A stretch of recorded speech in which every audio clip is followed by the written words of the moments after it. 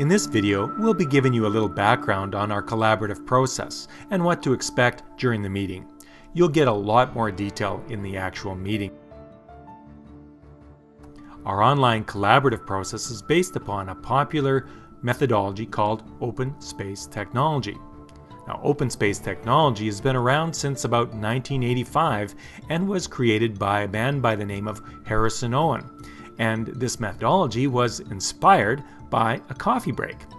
Harrison Owen found that when he was going to business conferences, the best parts of the conference were often during the coffee break, where Harrison met people that he wanted to meet and talked about things that he had a passion for. How about you? Have you noticed that the most collaborative and creative times can actually be in the coffee breaks, between speakers, or between meetings, rather than in the meeting itself?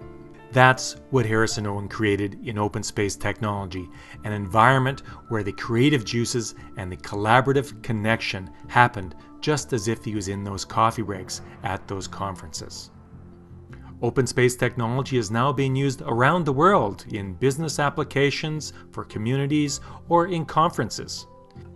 Open space technology is one of the most effective methodologies for collaboration that's available today. It works. It's been used with 10 people, 15 people, 100 people, and even a couple of thousand people at a time.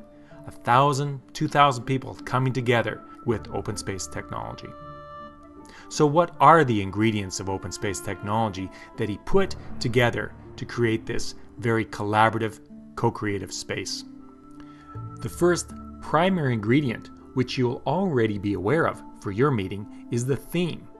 This is the larger why or the purpose of the meeting. Why are you coming together to co-create and collaborate? What are you collaborating on?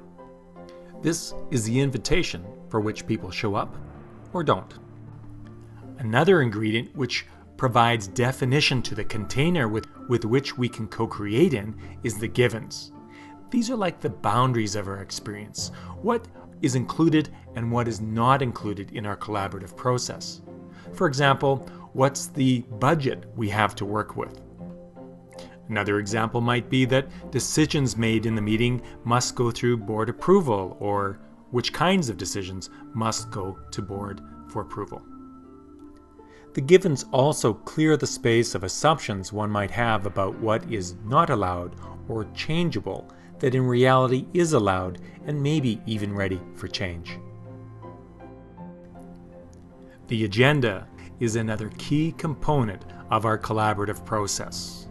You will notice that there's been no agenda sent out. There is absolutely no agenda to start off with. And that is one of the secrets of this process. The agenda is created from the passion of the people coming to the meeting and them taking responsibility for creating the agenda. Imagine a meeting with 1,000 people coming together for 2 days with absolutely no agenda and creating an agenda in the first hour or so of that meeting for the entire conference. An agenda that is based on the passions of everyone that comes to the meeting. That process of agenda creation will enhance the wisdom and the creativity of the people that come. This freedom to spontaneously create an agenda by the people in the room is at the root of the collaborative process. There'll be 4 guiding principles for our meeting. The first principle is whoever comes are the right people. Let go of who's not in the meeting or who should be in the meeting. Know that who's ever in your breakout group or who's ever in this collective circle have the wisdom to accomplish the goals. Even if you're the only person in a breakout group, you might be just the right person for that meeting because you have the passion to be there. Trust that. The second principle is whatever happens is the only thing that could have. This is acknowledgement that other things can happen that are different than our expectations. It's about letting go of the outcome and be open to different and new outcomes that you never thought were possible. Be prepared to be surprised on what could happen versus what isn't happening. If it isn't happening, then it just wasn't meant to be. Let go of trying to control outcome. The next principle is whenever it starts is the right time. This is about letting go of time constraints and time expectations. Creativity cannot be timed. It happens when it happens. Let go of when it's supposed to happen, go with the flow, and be surprised on what happens in the right time. And the last principle is, when it is over, it is over. Or the corollary to that would be, when it's not over, it's not over. We've set aside in the breakout groups a certain amount of time for your meetings. They might be 45 minutes, for example, and you might be done your meeting after 15 minutes. If you're done and you've answered the question or had the work done within 15 minutes, then why not stop? Stop your meeting and go to another one. On the other side of things, you may be completely energized after 45 minutes and solving a world problem. Why stop? Continue on, create a new space, create another time when your group can get together and continue working with your passion, and stop the meeting when it is over and not before. Our collaborative process is governed by one very important law. This is the law of 2 feet, or the law of mobility.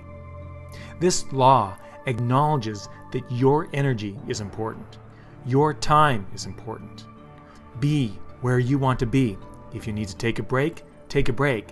If you're passionate about being in a certain meeting, go there. Manage your energy, and that will contribute to the most effective, co-creative, collaborative process possible. When we're operating by these principles and this law, there's often a couple of different behaviors that emerge within the group. We call these butterflies and bumblebees. You may notice butterfly behavior when someone comes into your meeting and sits down but says nothing at all, just sits there, looks beautiful. Trust that butterflies are still contributing with their energy just by being there and listening. They don't necessarily have to speak to contribute to the meeting. Let the butterflies be there, acknowledge their beauty, and let them contribute in their own way. They might not even come to a meeting. They may just take a coffee break. That's also okay. Bumblebees, although also beautiful, have quite a different behavior than the butterflies. They kind of want to be everywhere. They'll go from meeting to meeting and pop in and kind of pollinate some ideas and carry some new ideas over to another meeting and back again. They will fly from place to place and contribute with their energy and their ideas and their knowing. Trust that both the butterflies and the bumblebees are managing their energy in the best way that they know how. Above all, be prepared to be surprised. And now we bring these very powerful collaborative tools to you through the World Wide Web in a virtual environment that you may have powerful, effective, co-creative meetings around the world with your colleagues and friends. Get ready for a collaborative experience that will not only change your view of meetings, it'll change your view of the potential of people working together.